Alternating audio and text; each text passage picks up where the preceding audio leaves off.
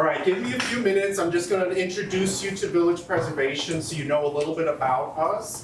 We were founded back in 1980 and we work to preserve the historic, architectural, cultural character of Greenwich Village, the East Village, and NoHo.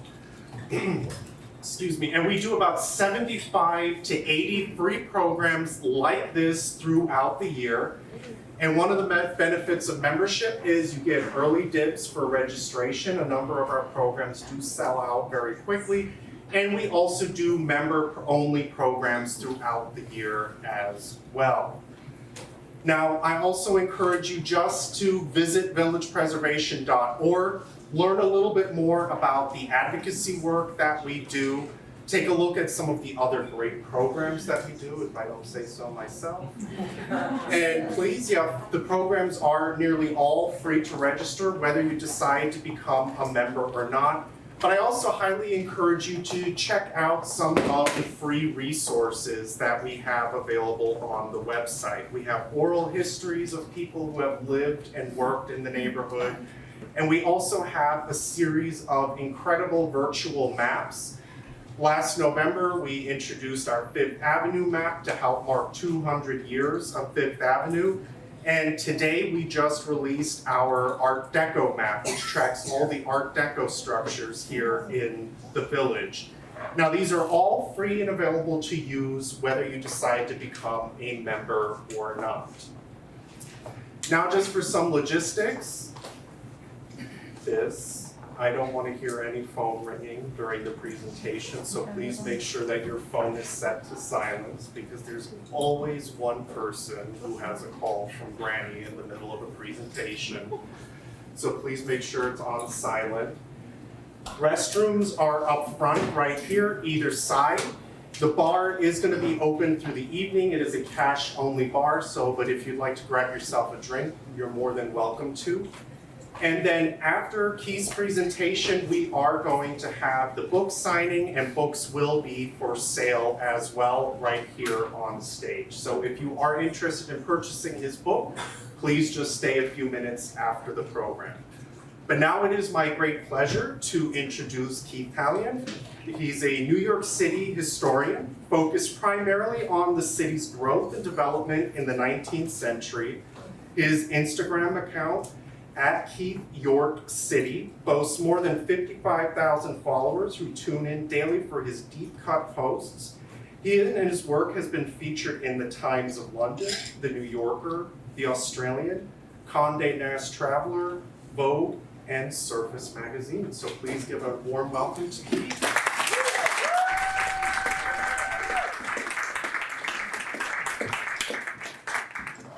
Thank you, everybody. Can you hear me okay? Yes.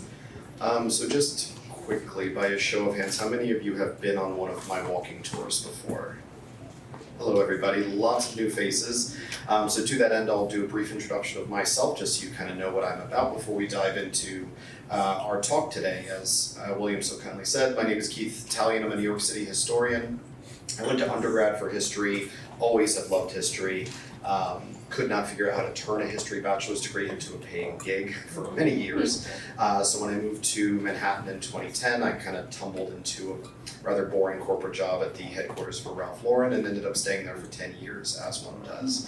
I did earn my master's degree taking night classes at Hunter College while working there, got my master's in urban planning, and so then I had 2 degrees that I wasn't using.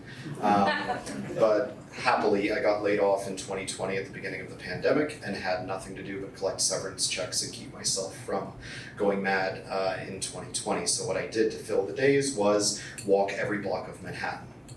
And that's what I did. From Marble Hill down to the Battery and from river to river, I ended up walking just shy of 1,000 miles to cover the entire island and just see what came of that, to see what new things I could learn about a city that I thought I knew so well. Sharing those walks and the history of what I was seeing on social media brought me a whole new following, which brought some press attention, a few early interviews, got me offers of paid writing and lecturing gigs, and by the spring of 2021, I was actually earning a living as a historian using my degrees for the first time. And around that time, my social media followers also started asking if I could give walking tours, because that felt like a safe thing to do when the pandemic was still in its scary days. So figured why not. Got my tour guide's license in April of 2021, gave my first tour in June of that year, and just yesterday I gave my 442nd tour. The next happy thing out of that is that because of the success of my social media and my walking tours, I got the attention of the folks at a really great imprint called Quadrille, an imprint of Penguin Random House UK, who reached out in late 2023 asking if I wanted to write a book. So I said, sure, why not? And I spent 2024 kind of putting all my passion and knowledge of Manhattan that I've gleaned over many years of study and walking into the book that you see on the right of the screen behind me right now, called Walking New York. It was just released a week ago today, and so far the feedback has happily been very positive. So I want to thank the Greenwich Village Society for Historical Preservation for having me today, to kind of nest in with their hosting tonight. What I'm going to do for you is take you on a seated walking tour through my book. We're actually going to go through walk number 4 of my book, which is Greenwich Village. Let's see. Hold on. The clicker took a second before. It did work earlier.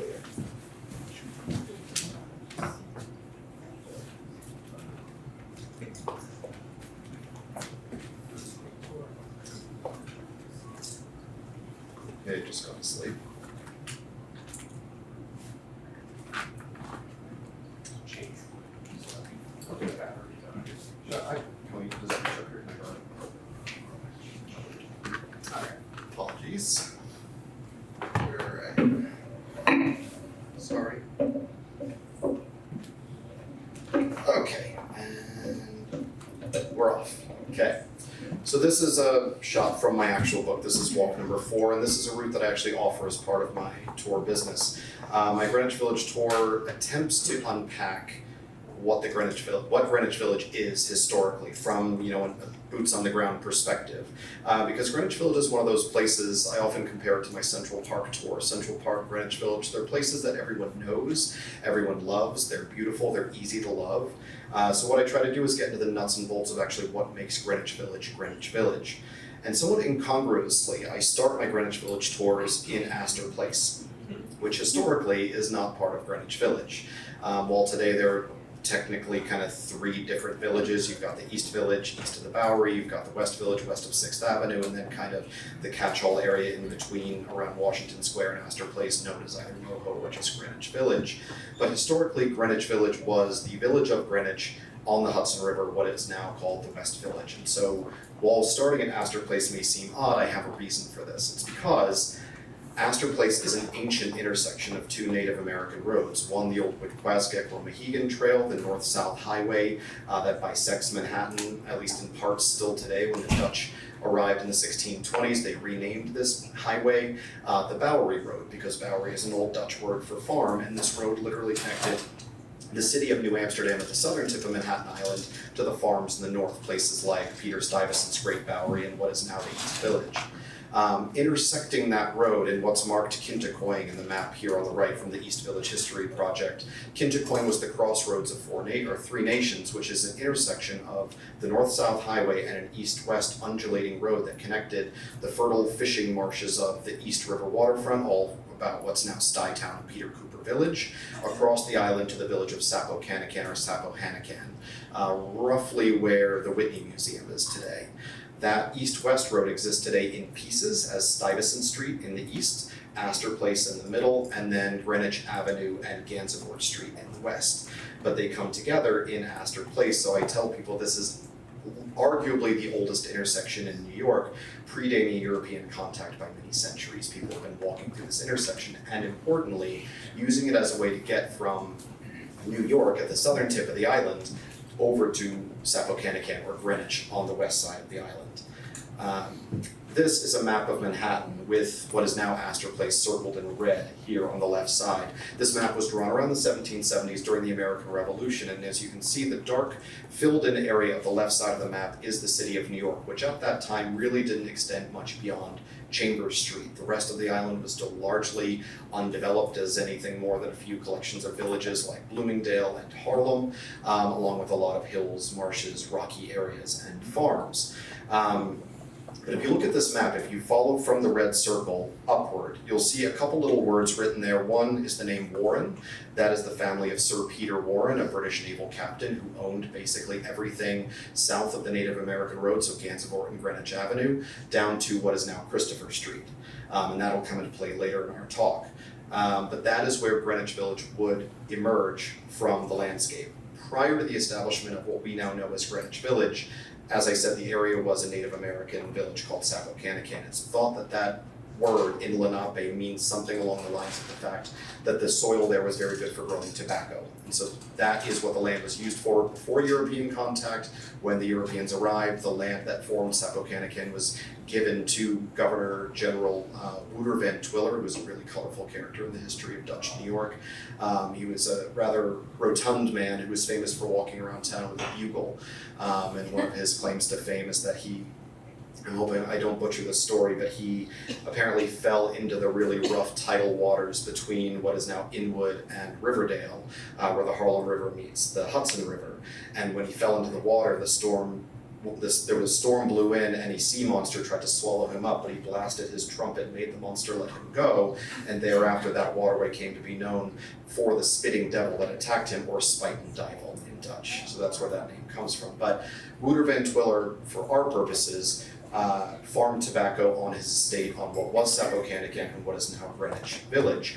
He called it Noordwijk, or the Northern District in Old Dutch. It would later take on the name through somewhat apocryphal permutations, Greenwijk, or the Forested District. We think this name was likely taken from another Dutch estate out on Long Island called Greenwijk, or the Green or Forested District.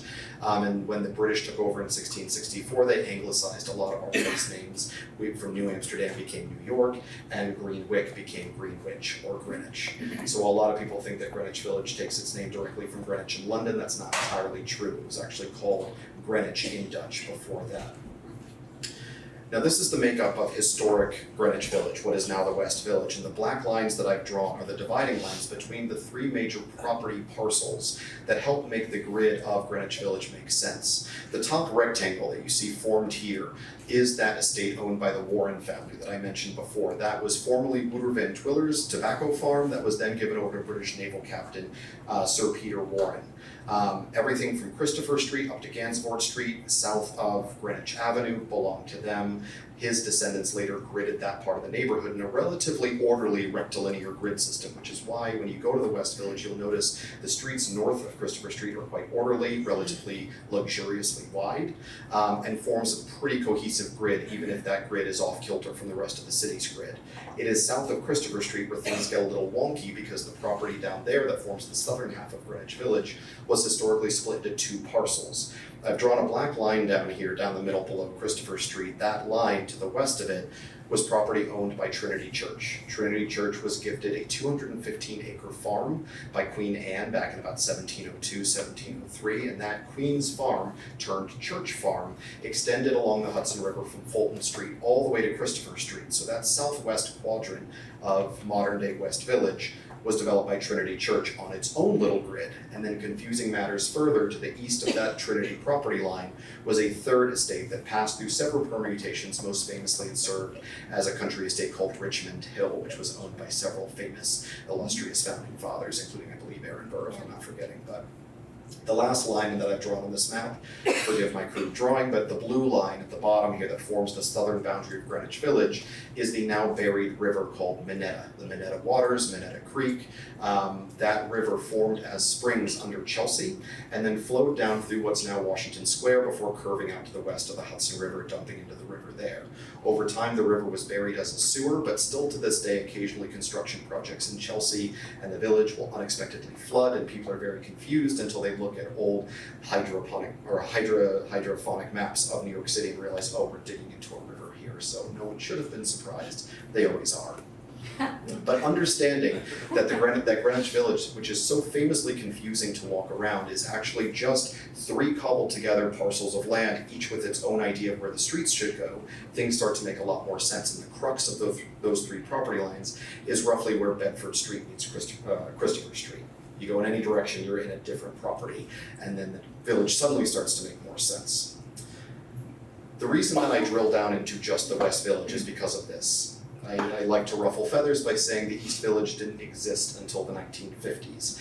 In the 1950s, Greenwich Village was going through one of its waves of what I call bohemianization. It became very hip, very trendy, lots of artists, lots of musicians, and this got real estate brokers talking and thinking that if they rebranded a part of the Lower East Side as the East Village, it would sound more trendy and then garner higher rents. And so this article from the New York Times in 1964 points out that fact that this formerly Russian and Ukrainian enclave east of the Bowery was suddenly and often unexpectedly turning into a trendy district called the East Village.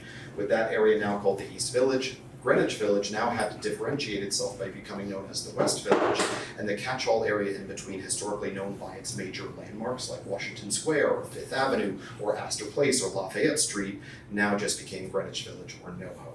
But that's how we ended up with three villages, but being obsessive about historic accuracy, my study of Greenwich Village focuses on the West Village. And so to start our walk at Astor Place, I then take us west to Broadway and then down to Washington Place, where we turn left toward Washington Square. Along the way on Washington Place, we pass through what would have been at one time one of the city's finest neighborhoods, because after 1825, if you're not familiar, was the year that the Erie Canal opened in upstate New York, physically connecting the Great Lakes of the western half of the United States to the Atlantic Ocean via the Hudson River for the first time. When that canal was completed in 1825, it cut travel time between the western half of the United States and the East Coast by about 70%, and importantly cut expense of moving goods between these two places by up to 90%.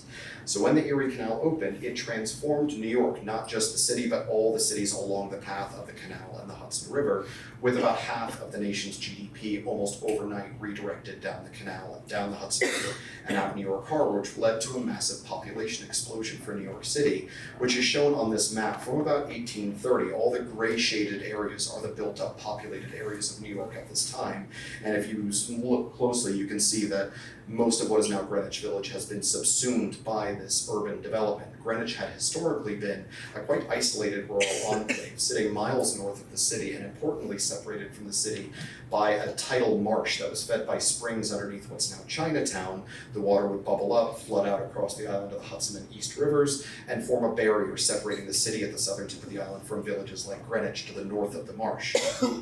Knowing that the city was going to need to grow northward, while the state built the Erie Canal upstate, the city dredged a much smaller canal across the width of that marsh to drain all that fresh water flowing from under what's now Chinatown out to the Hudson River. The land was dried, gridded, and transformed into a new high-class neighborhood called Lisbonard Meadows. The problem was this canal almost immediately became backed up with garbage and dead farm animals and whatever else people could dump in there, and it stunk. So the wealthy residents moving to this new neighborhood complained to the city. The city fixed the problem by covering the canal, creating the city's first sewer line, and that cover is today's Canal Street.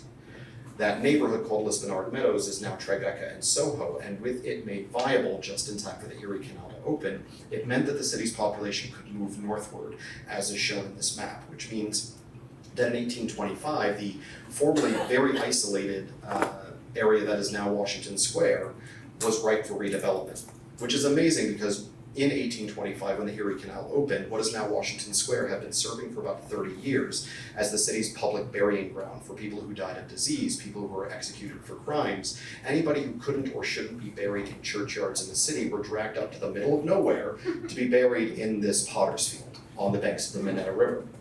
In 1825, knowing rich people were now going to be pushing north of Lisbonard Meadows into this area to the east of Greenwich Village, the city shut down the Potter's Field, landscaped it, and reopened it in 1827 as Washington Parade Ground. And a lot of you probably already know this, but you might have noticed that I didn't mention they moved the bodies. That is because they did not. There are currently between 20 and 25,000 people buried underneath Washington Square Park. But that didn't stop developers from capitalizing on the beauty of this new green space. They ringed Washington Square and the surrounding blocks with some of the city's finest new townhouses and mansions, many of which you can still see today, especially on the north side of Washington Square. Many of them are now owned by NYU, but at least their facades are preserved, showing you what life was like for the city's elite in the 1830s and 40s when this area first developed, extending the bounds of formerly isolated Greenwich Village into a much larger rural area. On our way toward Washington Square, however, on Washington Place, we'll pass by a now lost landmark of one of the city's most elite industrialists from the 19th century, Cornelius Vanderbilt. Cornelius Vanderbilt was born a poor farm boy out on Staten Island, borrowed $100 from his mother as a teenager to buy a schooner that he used to take farm goods from Staten Island to market in Manhattan. This made him wealthy enough that he was able to buy more boats, hire more sailors, and he ultimately, by the time he was in his early 20s, commanded a fleet of more than a dozen ships, earning him the intended to be pejorative nickname of the Commodore, because older sailors saw this boy commanding a fleet of ships around the harbor in the Hudson River and Long Island Sound and made fun of him for that fact, but he took that name on as a badge of honor, and to the end of his life he was known as the Commodore, a title he had not earned but rather been bestowed upon him. When Cornelius was in his 50s, he had become one of the wealthiest men in the country and decided to move his family finally from the farm on Staten Island into Manhattan, where his business interests were, and he could have afforded to live quite literally anywhere that he wanted. He chose to build this house here on the left at number 10 Washington Place, just a block off of Washington Square. And he moved there in 1846 and remained there until his death in 1877, at which time he was worth an estimated $100 million. But what's important for Cornelius Vanderbilt's death and for neighborhoods like this is that when this generation of wealthy Washington Square resident died off, there was not a commensurate generation of wealthy people waiting in the wings to buy these old-fashioned houses in a neighborhood that was now unfashionably downtown, as the center of society, by the time he died in the 1870s, had pushed up through Murray Hill and was beginning to push north of 42nd Street. So rather than have a new family move into this mansion, it was sold off to a speculative industrial developer, torn down and replaced by factory lofts, a fate that was met by many of the mansions, especially on the east and south sides of Washington Square Park at this time. The most famous of these speculative industrial lofts built around this time at the end of the 19th and turn of the 20th century was the one at the corner of Green Street and Washington Place. It's famous, though it was built in 1901, because several years after being constructed, the top 3 floors of this building were leased out to a women's garment manufacturer called the Triangle Waist Company, who used the 8th, 9th, and 10th floors to employ hundreds of mostly young immigrant women and girls to sew shirtwaists, which were a popular Edwardian garment for women, that were sold in department stores all across the city. So there was nothing inherently special about the Triangle Waist Company. There would have been dozens of similar companies in this neighborhood producing the goods to be sold in the department stores, pushing their way up Broadway and the Bowery toward Union Square at this time. What makes the Triangle Waist Company and this building so important is that a fire broke out on the 8th floor on March 25th, 1911, quickly raged through all 3 floors of the building at a time when there were very lax workplace safety laws, and ultimately, because the doors were locked and because the fire department lacked the technology to save any of them with their 2 short ladders and their 2 weak nets, 146 people died in this conflagration, which did spark a cascade of workplace safety laws thereafter. But the reason I tell this story is not just because it's tragic and it's important to history, but also because it paints in very stark relief the rapidity with which the east side of Washington Square, this formerly wealthy neighborhood, was chewed up and spit out by the advent of modernity as the city continued to churn its way uptown. Wherever rich folks like Cornelius Vanderbilt went, inevitably businesses followed, and behind businesses came industry, and behind industry came usually a poor immigrant population for the jobs that they provided. There's just 34 years separating the death of the Commodore at number 10 Washington Place and the death of 146 immigrant women and girls in the Triangle Waist Company in a fire just across the street. So this neighborhood was flipped upside down in the wake of the departure of that generation of wealthy people who had moved here in the early half of the 19th century, transforming the rest of Washington Square's east side. But that's an important point, is that that kind of fate only befell parts of the central village, because the streets around where Washington Place and Green Street now stand were wider and straighter than the streets that you find west of 6th Avenue in the historic, more colonial part of Greenwich Village, which made what's now the West Village not as adaptable for industry. So when industry washed its way up the island, it tended to wash around Greenwich Village, ignoring these tight, crooked little residential streets, allowing Greenwich Village to kind of sit there and become ever more charming and ever more rare in an area completely surrounded by industry and commerce, if that makes sense. Now this is an aerial photo showing Washington Square, and you can see how densely developed the area around the park was. Considering this photo was taken, I believe, in the 1930s, it would have just been 100 years prior that this was so isolated from the city's population that that little rectangle in the middle, now known as Washington Square, would have been used for public burials.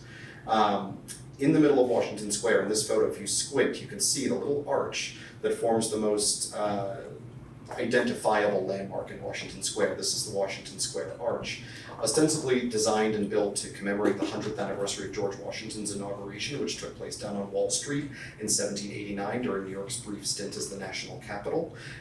It actually is not the original Washington Square Arch. There was an older one that was never meant to be permanent, which stood just north of Washington Square, actually spanning Fifth Avenue. It was made of plaster and wood, and it was actually put up in 1889 on the 100th anniversary of Washington's inauguration.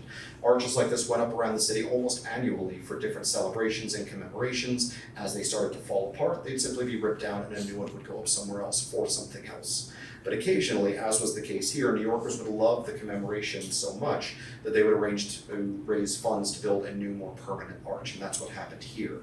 In 1895, the arch that we now know in Washington Square was commemorated inside Washington Square Park to designs by the architectural firm of McKim, Mead and White. Now from the arch, we'll make our way up Fifth Avenue to 11th Street, where we'll turn left and run into a very unusual townhouse that does not seem to match the rest of the early 19th century streetscape in the village. The houses that surround number 18 West 11th Street were all built in the 1840s on speculation, similar to the houses I talked about before on Washington Square. The biggest difference is here that between the north side of Washington Square and 11th Street, about a decade elapsed between the construction of those houses, and in that decade, the 1830s to the 1840s, New Yorkers got access to a really cheap and unreliable kind of stone called brownstone that was being quarried in central Connecticut and could be hauled down to the city by new rail technology in massive quantities in the 1840s. And so these blocks just north of Washington Square are some of the first places in New York that you see houses employ brownstone in place of more expensive, harder stones like marble, limestone, or granite, because brownstone could achieve the same stone effect that you wanted aesthetically on your house for a fraction of the cost because it's so porous, so light, and so easy to carve.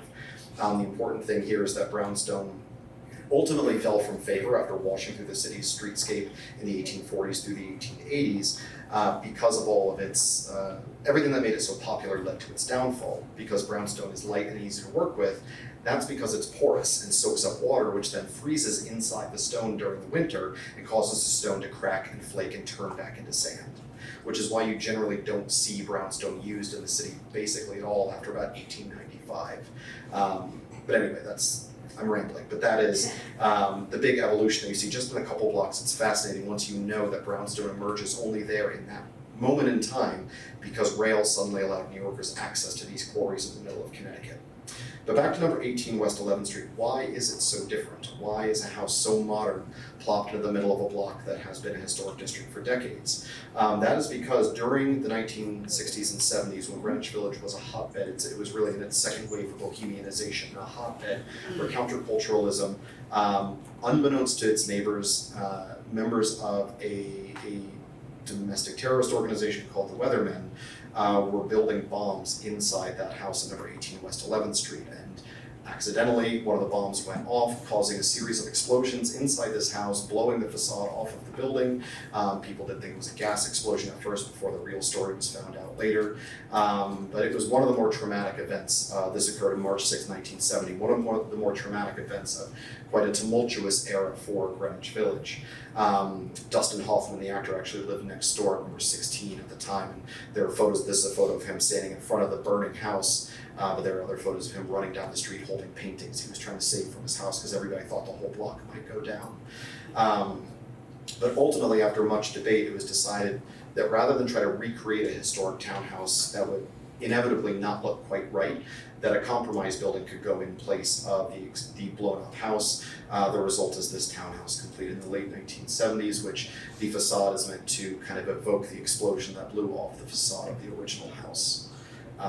In its modernity, still trying to match its stoop and cornice to the rest of its neighbors. Now from 18 West 11th Street, we'll continue west along 11th Street until we find this little triangle hidden behind a brick and iron fence near 6th Avenue. If you've never noticed this before, you cannot be blamed. I've had a lot of lifelong village residents on my tours tell me that they've never stopped to notice this before, but this little triangle is what's called the Second Spanish and Portuguese Synagogue Cemetery.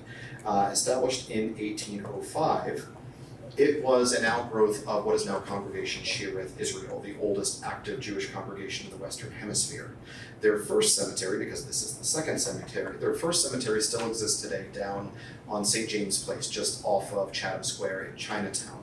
That cemetery was established in the 1680s, and by the 1800s it was beginning to fill up. So the congregation looked for a new place on the outskirts of town where they could start burying their dead anew. And the plot of land that they bought was a rectangle outside of Greenwich Village, but angled to the grid of Greenwich Village. It's kind of wonky diagonal grid. The cemetery was established before the city's grid plan washed through the area. So they began burying people there in 1805. The city's grid system was approved in 1811, and the writing was on the wall for the cemetery that eventually it sat in the way of 11th Street, which is this confusing looking map I have on the screen right now, where you can see the diagonal property lines of the outskirts of Greenwich Village clashing with the planned streets of the city's grid system. And this red rectangle that I've zoomed in on the top right here is labeled Jews Burying Ground, and the vast majority of this burying ground sits right in the middle of what would become West 11th Street.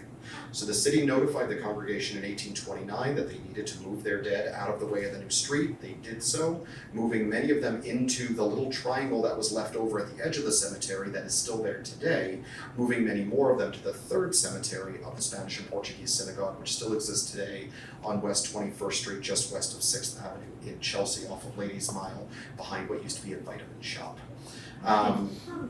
But as I've drawn crudely with this red rectangle here, that little triangle cemetery not only speaks to the history of this illustrious Jewish congregation, again, the oldest active Jewish congregation in the Western Hemisphere, but it also is one of the few places where you can actively see the clash between the diagonal, kooky grid of Greenwich Village and the more regimented, numbered grid of the city where they clash together.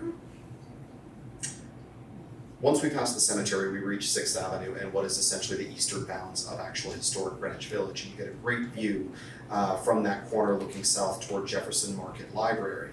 The history of this building is tied into the transformation of Greenwich Village from what it was previously, a kind of isolated rural village, mostly populated by seasonal residents fleeing waves of disease down in the city. After the opening of the Erie Canal, more and more people began to choose Greenwich Village as a permanent residence.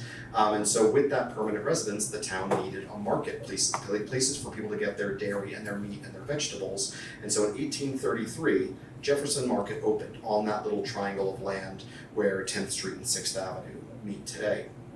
But that original market was not a thing of beauty. It was a ramshackle complex of assembly rooms, police halls, jail cells, all capped by this 100 or so foot tall wood and iron structure that firemen would use to look for smoke on the horizon. If you zoom really closely on this photo, you'll see there's a bell hanging inside that tower that the firemen would ring if they saw smoke to alert firemen to go fight the fire somewhere in Greenwich Village. By the 1860s, with the end of the Civil War, New York City was entering what we now know as its Gilded Age, and the city leaders were desperate to make New York as pedigreed and cultured as global capitals like London and Paris. And ramshackle complexes like this, serving a governmental function, were an embarrassment to us at this time. So the city ordered the original Jefferson Market torn down in the late 1860s, and it was replaced by a new Jefferson Market courthouse complex with market stalls, a courthouse, and a jail, all filling that same triangular plot, but built in a much more beautiful, high Gothic Victorian style, designed by Frederick Clark Withers of the studio of Calvert Vaux, who was one of the designers for Central Park. By the early 20th century, Americans had begun to shift away from public market systems like Jefferson. And so the market stalls were no longer needed, and there was a need for more jail space in the neighborhood. So the old market stalls in the original jail were torn down and replaced in 1932 by this hulking Art Deco slab known as the Women's House of Detention, which played a really integral role in the kind of cacophonous life of early bohemian Greenwich Village. Poets like E.E. Cummings, who lived on Patchy Place nearby, would write about the sounds of women yelling to their boyfriends down the street from the windows of this jail all night. It was a really, really interesting landmark in Greenwich Village for the decades that it existed. But by the 1940s and 50s, government functions for New York had begun to be concentrated more downtown. Greenwich Village ceased to serve its own court and jail functions. The courthouse was shut down and turned into a police station briefly. The Women's House of Detention was likewise shut down in the 1970s and torn down. Thankfully, the courthouse was not demolished in the 1960s when it was emptied out. It was instead saved with the help of the Landmarks Preservation Commission and the Greenwich Village Society for Historic Preservation, and transformed into Greenwich Village's branch of the New York Public Library, which it is today. And the site of the Women's House of Detention is now a beautiful public garden. Now, from Jefferson Market, we follow West 10th Street west a couple of blocks to visit the beginnings of what we now would call the queer liberation movement, stopping first at a bar called Julius's, which just yesterday celebrated the 59th anniversary of the greatest event to happen there, helping to kickstart the queer liberation movement in the village. What happened essentially was that after World War II, a whole cavalcade of new anti-gay laws began to go on the books around the United States, in part because the United States was trying to position itself as sort of the godly nuclear family alternative to the Soviet Union. This was all kind of a Cold War ploy to clamp down on what was previously just kind of swept under the rug as vice. So you see this whole new slew of laws, including one in particular that technically forbade homosexuals to be served alcohol, because the State Liquor Authority of New York declared that alcohol could not be served to disorderly persons, and homosexuals or perceived homosexuals were by default considered disorderly. And so organizations began to rise up after World War II, including the Mattachine Society, which was founded out in Los Angeles in the 1950s and opened a New York chapter office in the early 1960s. They sought to take direct action against these unjust laws by trying to bring press attention against them and the fact that they were so unfair. And so the Mattachine Society in New York took its greatest act on April 21st, 1966, when 3 of their members went with a press photographer to Julius's, which was not an explicitly gay bar. It was a bar that had been operating as a bar for many decades. It was just known within gay circles in Greenwich Village that it was a place where you could go and meet other like-minded men. As such, Julius's was regularly raided by the police and was in danger of losing its liquor license when the Mattachine Society arrived in April of 1966. The members of the Mattachine Society read from a script that read something, if I'm remembering correctly, along the lines of, "I am a homosexual, I am orderly, I plan to remain orderly, and I would like to be served a drink." Nervous about losing their liquor license, the bartender put his hand out over the drink and said, "I don't think I can serve you." The photographer in tow got this photo, which was on the front page of many of New York's major newspapers the next day.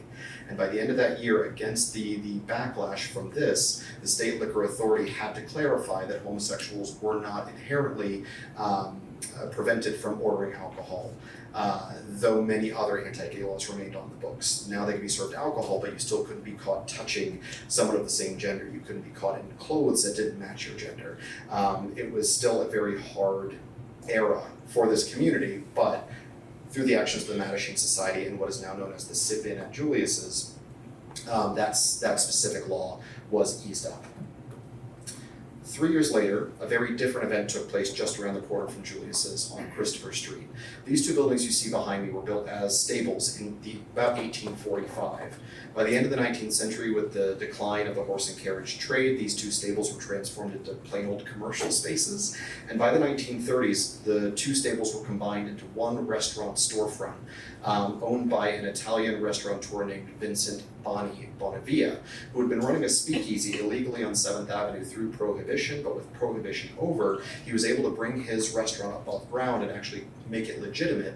And in honor of the fact that he had stonewalled the authorities during Prohibition, he named his new restaurant Bonnie's Stonewall Inn.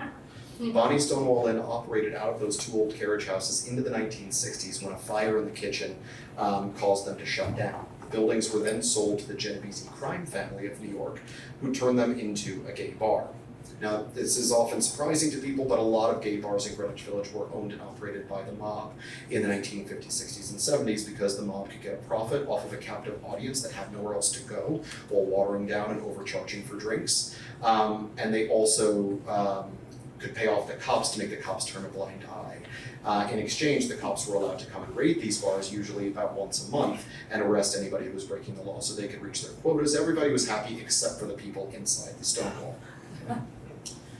So what happened on June 28th, 1969 is that for reasons that are still kind of mercurial and apocryphal, the people who were under arrest at the Stonewall during one of these routine police raids decided to fight back. And as they fought back, the crowd outside Stonewall grew to the point that the police actually had to go inside Stonewall and barricade themselves. This was the first really publicly visible sign of homosexuals fighting back against the authorities.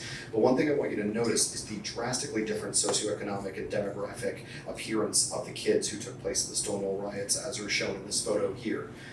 While Julius's was a place where you could go and it was just a bar, and it was a lot of white men in suits who otherwise, when they left Julius's, could pass for mainstream society outside the doors of Julius's, Stonewall, as an explicitly gay, mob-owned bar, tended to cater to people who could not escape into society. These were a lot of non-white people, gender non-conforming people, a lot of sex workers coming in from the docks on the waterfront who found community in a place that left them vulnerable to constant arrest and harassment. And so that's why you see two completely different reactions to police and governmental oppression, just one block apart at two bars that are today kind of part of the same West Village gay bar community. At Julius's, they had kind of the social structure to fight back incrementally through the legal system. At Stonewall, the people being oppressed were the kinds who really had no other way to fight back. And so you see what came to be known as the Stonewall riots as a more violent version of the sit-in that took place at Julius's just 3 years earlier and a block away.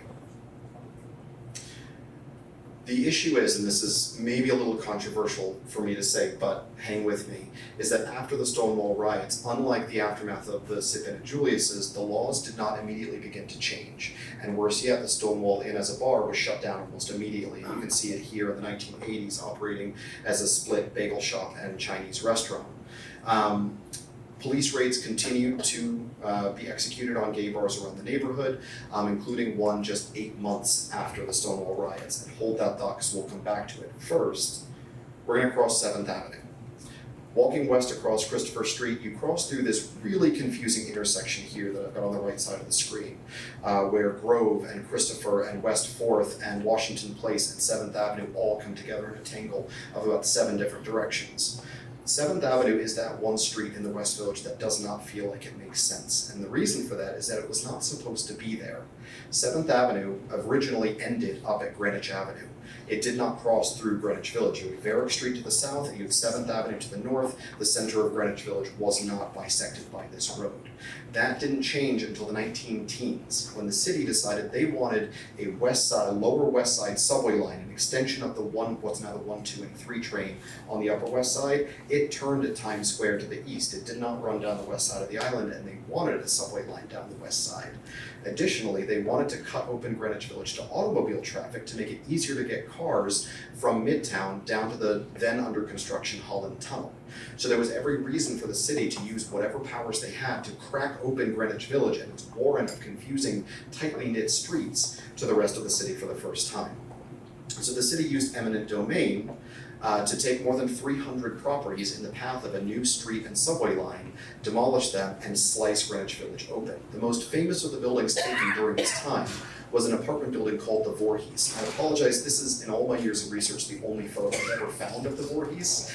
This view is looking west across what's now Christopher Park in front of the Stonewall. You can see the stables that would become the Stonewall here on the right of the photo, and the trees in the middle are where the statue of Sheridan is today.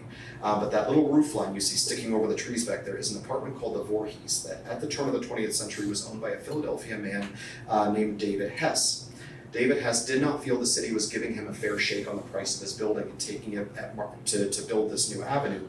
He fought the city for years and ultimately lost, having to give up his building, and it, pictured on this map right here, was demolished along with dozens and dozens of other buildings in the heart of Greenwich Village to build 7th Avenue. To give you some idea of the scale of destruction, I've, again, crudely drawn black lines through the middle of this early map of Greenwich Village. Every building in the middle of those 2 black lines was swept away to build 7th Avenue through the middle of Greenwich Village. This is a photo of that demolition. This is looking north from about Varick Street or near, I think, Grove Street. Up 7th Avenue, you can see just block after block of destruction and demolition and digging. But when the dust settled and the new subway line and the new avenue opened up, David Hess ordered all of the paperwork associated with the acquisition of his land. And when he looked closely at it, what he realized is that the city had made a mistake in accidentally leaving off about an 18-inch triangle at the corner of the Voorhees, which he still technically owned. He then filed a notice of retention to the city, was granted it, with the land appraised at about $1,000, and rather than sell it or give it back to the city, he hired a mosaicist to make a plaque that is still embedded in the sidewalk where he previously owned the land that reads "Property of the Hess Estate, which has never been dedicated for public purposes." This sits in front of the old Village Cigar building, so you can go visit it today. Now from that triangle and understanding why that part of the village feels so strange, we're going to continue our walk up Christopher Street to Bleecker Street and take a right and go up 1 block to the corner of Bleecker and 10th, where there's this unassuming apartment building today. The corner store is now occupied by a Faherty clothing store. But if you look at this photo, just left of the arched entryway, you'll see a little railing that would lead down into the basement. In the 1960s, contemporaneous with the Stonewall and Julius's, there was a gay-owned after-hours gay bar in the basement of this building called, kind of cheekily, the Snake Pit. This is where men would come when all the other bars closed at night. 8 months after the events at Stonewall, the same police captain from the same police precinct came to execute a raid against the gay people inside the Snake Pit. This time he did not want to risk another riot breaking out, so he brought his entire battalion with him, and they decided to arrest everybody found inside the Snake Pit. So 167 men were marched up those stairs and around to the precinct house on Charles Street. There they were put in a holding cell and left to await their fate for many hours. And among this group, there was a very fearful 23-year-old Argentine immigrant by the name of Diego Vinales, who knew that homosexuals were not allowed inside the country at the time. So if he was deported, he'd never be allowed to come back in because that would be on his record. So fearful of what would happen to him, he fled from the holding cell where they were and found a loose window at the back of the precinct house, which he pushed out and tried to jump from the precinct house onto a house behind it. But he slipped and fell down between the buildings, landing on a spiked fence in the alleyway. He did survive. We know that much about him, though much of his life afterward is a mystery. And I have censored this photo, but this is a news photo. You can just see his head poking out while they're trying to save him from the fence. Ultimately, the fire department had to come and cut the fence off with him on it and bring the fence with him on it to St. Vincent's Hospital, where he underwent about 24 hours of surgery. Importantly, during that time, rumors spread through the village that Diego had died. And so organizations like the Gay Activists Alliance rallied people to hold a protest march and death vigil through the village outside the police precinct house and St. Vincent's Hospital. This is one of their flyers trying to get people to rally. What's important about this is that at this time, members of organizations like the Gay Activists Alliance had been trying to rally support for a commemorative march honoring the anniversary of the Stonewall riots, but because so little had fundamentally changed for the queer community of Greenwich Village at that time, support was flagging, to put it politely. It was the riots and rallies and protest vigils in the aftermath of what happened to Diego at the Snake Pit that helped rally enough support that just months after this event, the Gay Activists Alliance and other groups like them successfully staged what is now known as the Christopher Street Liberation Day March, essentially the world's first gay pride parade, which is why Pride is still held in June every year, and it's why we commemorate the Stonewall. But tangentially, the reason it was so successful and the reason Stonewall is so well remembered is in part because of the events at the Snake Pit 8 months later. But while the Stonewall is now a national monument with a visitor center and you can get your national park passport stamped at the bar, the Snake Pit has no plaque, no commemoration whatsoever. It has reverted to being just a basement under a Faherty store. That helps kind of bring the arc that started with the Julius Sip in 1966 through to its conclusion as the kind of more formative pushback against authority coming out of Greenwich Village during the queer liberation movement really began to reach a fever pitch. Now from the former Snake Pit location, we're going to go up a block on Bleecker, turn left on Charles Street to take a look at the weirdest house in Greenwich Village.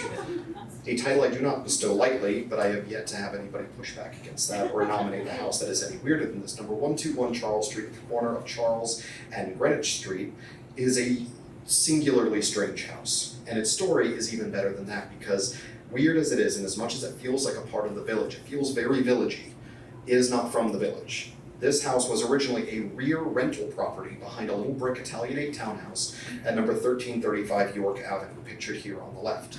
That's the front house. The house that's now 121 Charles would sit behind it, separated by a little stone courtyard, earning this rear house the nickname Cobbled Court, which earned some fame in 1943 when it was rented for the next decade by the woman pictured here in the doorway on the right, the children's book author Margaret Wise Brown, who used that rear house on York Avenue as her writing studio. So it was out of this house over a decade that she wrote roughly 100 children's books, including her opus, Goodnight Moon. So Goodnight Moon was written in this house, but not in the village when it was up on York Avenue. Margaret Wise Brown suffered a rather ignominious death. She was on a ski trip in Switzerland, had to undergo an emergency appendectomy. When the surgery was successfully over, a nurse came in to ask her how she was feeling, and to show how good she felt, she did a high kick in her hospital bed, which dislodged a blood clot, which killed her. So Margaret Wise Brown, now deceased, was no longer occupying her studio on York Avenue, and the family that owned it allowed it to sit empty and unoccupied for almost a decade thereafter. The house became basically uninhabitable, and in the early 1960s, the family rented it to a Swedish immigrant named Sven Bernhard, who agreed to a really low rental price in exchange for fixing the house up for himself with his own money. While he was fixing it up, he married another Swedish immigrant named Ingrid, and Ingrid and Sven made this their home. But just as they were putting the finishing touches on it in 1965 or 66, the family that owned it announced that they were going to sell the whole thing to the Catholic Archdiocese of New York, who was tearing down the block to build a retirement home tower. So the Bernhards went to court, suing that they had paid so much money to fix this house up that they should own it, and the court sided with them. They now owned the house, but not the land it sat on. So it was up to the Bernhards to figure out what to do with this house. So the first thing was to find a place for it to go. And what they found was an empty lot at the corner of Charles and Greenwich that was very cheap because 2 tenements had just collapsed there.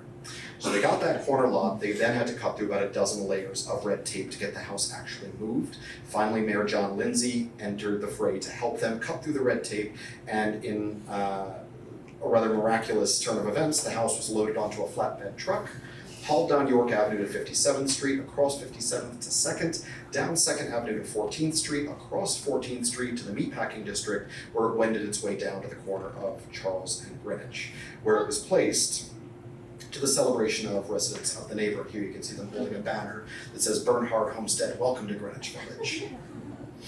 The Bernhards remained in this house until the 1980s when they retired to Connecticut. The house was then sold to a family who had young children, and it's they who added the wonky wings to the east and west of the house, but keeping the spirit of the house's kind of cockeyed appearance. Now, from that corner, from that house, we're going to head down Greenwich Street, where there used to run an elevated train. When we reach Christopher Street, there's an old piece of history that's been largely forgotten in Greenwich Village. From Christopher to Charles Lane on the Hudson River on the west side of the island, once stood the state of New York's first official state prison called Newgate. It was technologically and societally a huge advancement for prison at the time. It was an extremely modern prison. It also helped with the overcrowding issues that the city faced down near the courthouses in the southern end of the island. And we think this is where the phrase "send them up the river" comes from, because once this prison opened, when someone was convicted of a crime down at the courthouses downtown, they would be sent up the Hudson River to Newgate Prison. As Greenwich Village became more prosperous in the 1820s and 30s, this is just a floor plan of the prison. Wealthy residents moving to Greenwich Village didn't want a prison on their waterfront, so the prison was shut down, replaced by a new state prison up at Ossining. And so this prison was swept away. All that's left of it is little stone-covered Charles Lane, which used to mark the northern boundary of the prison and is still there today. But Christopher Street, if you remember, now we're going to cross to the south side of it. Christopher Street also marks the dividing line between the straight lines of the Warren Estate to the north and the crooked lines of the Trinity parcel and Richmond Hill parcel to the south of it. So once you cross north or south of Christopher Street, you notice an almost immediate shift in the architectural feel and streetscape of the two halves of Greenwich Village. The southern half has all the bent streets, and the streets tend to be much narrower. So we're going to wind our way through a few of those really quickly, including this very fascinating little pocket of one of these bent streets, because where the property lines meet on the southern side of Greenwich Village, they often didn't meet very neatly, and they'd leave these awkward gaps between the two rows of houses developed by differing property owners. On Grove Street, that wedge sat empty for years after the rows of houses were built to the left and right of it, leaving this kind of open, pie-shaped wedge of land that no one knew what to do with. It's called a gore lot.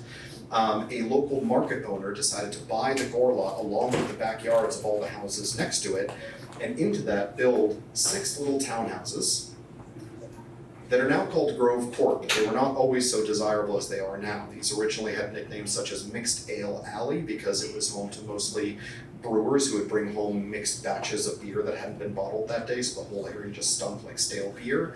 It was also sometimes called Pig Alley for the pigs that would roam the courtyard eating the garbage. But I've outlined it on the map here on the left, and you can see how genius it was that they squeezed a half dozen homes into what was otherwise a useless piece of land. These, during Greenwich Village's first Bohemian era in the early 20th century, were given their cute little gateway and the nickname Grove Court to make them sound a bit nicer than their previous identity as Mixed Ale Alley.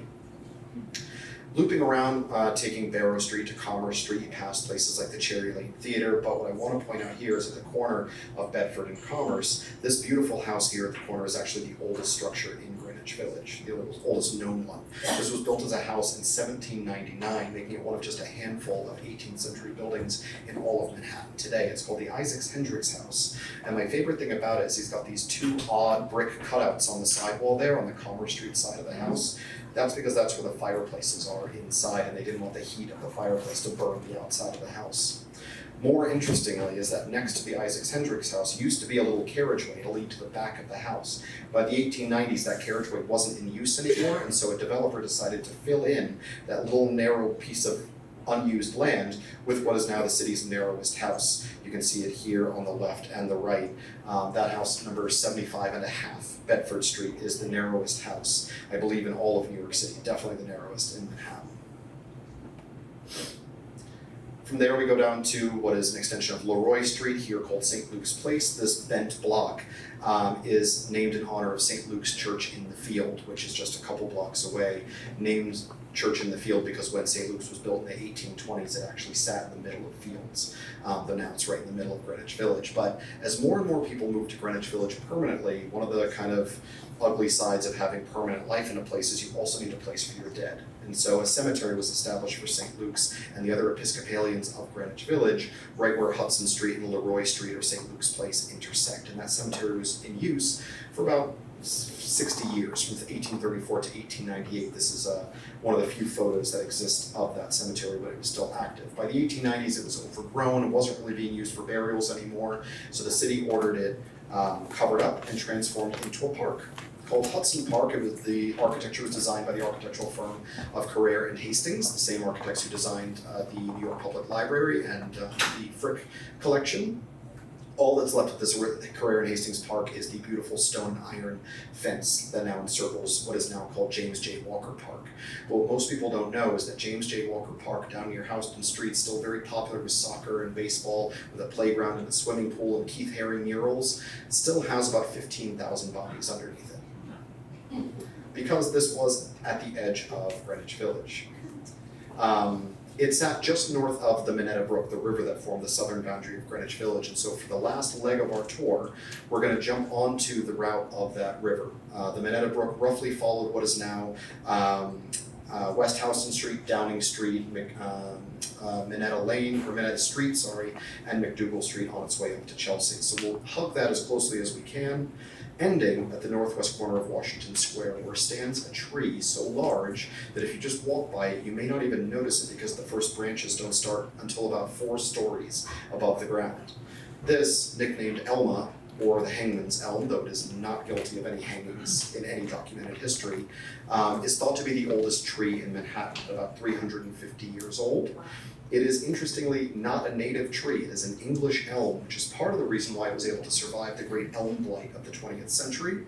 But that means that some early European settler of Greenwich Village planted this, whether on purpose or by mistake, on the banks of the Minetta Brook 350 years ago. And so everything that we've talked about, the entire history of New York, that's the tree there on the right today, this tree has lived through and borne witness to. It was 100 years old when George Washington was inaugurated as our first president. It was close to 200 years old when the Civil War broke out. It's lived through every undulation of wealth and poverty in Greenwich Village and the city, the whole Bohemian movement, the beatnik movement, the queer liberation movement, modern gentrification trials and travails. This tree is still leafing out today. And so I love to end the tour on something that is literally a living legacy of everything I've just rambled at you about. But with that, that is all I have for you. I hope I'm not too far over time, and I thank you for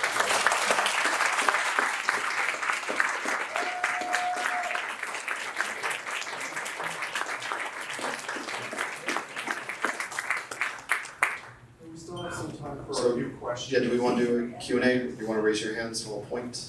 Anybody have any questions? Don't be shy, yes. Do you really pronounce it Leroy and not Leroy? So the original name was a family name of French Huguenots, so they were Leroy, 2 words. Wow. Leroy makes it sound a little more Yeah. banjo plucky. No offense if anybody's named Leroy, it's great, but but yes, it's historically would be Leroy. Yes. Does your book talk about Chumley's, this famous speakeasy? I think I mentioned it. I think I mentioned the purported tunnel between it and the wooden house. You can go into it, yeah. I didn't on this. I couldn't fit everything into this talk or we'd be here all night. But yeah, it does get a shout out. Yes. Keith, outside of the Greenwich Village tours, what are other tours that you would say are not required reading, but like top hits for someone who has lived in New York for a while, especially in the Greenwich Village area? Yes, so on the one hand, if you want like sexy history, my Gilded Age tours and the Gilded Age chapters in my book are a must read. They are the only tours that are not based around specific neighborhoods in the book. They are based more on a time period. And my Gilded Age Old Money versus New Money, and Gilded Age Upper East Side tours take you through the whole span of the Gilded Age from its origins through its end in the 20th century, helping to unpack not just the parties and the pretty architecture, but what the Gilded Age meant socially for the city's evolution and really for the country's evolution. Other than that, one I always recommend to people is kind of like a slow burn is Central Park, because I think similar to Greenwich Village, a lot of people think they know Central Park, they love Central Park, but they really have no idea of what they're actually experiencing. The way that I love to say it, it's true, Frederick Law Olmsted is manipulating your experience at every turn when you walk through the park. Everything that you're experiencing in the park is as far from natural as you can really get, because Frederick Law Olmsted planned for you to feel this way, to experience this, to walk through the woods and get lost here so you'd end up here. It's genius the way he laid it out, and getting to walk people through that and getting them to see the park beyond just the trees is really a joy for me. Any other questions? Yes. Is Elizabeth Warren related to Torrance State? Oh, I don't know. I'm sorry. That's okay. Who owns the wonky house now? I do not know, but they've got 2 really cute Shar-Peis. If anybody knows who they are, I would love an invite inside, but yeah, I'm sorry, I don't know.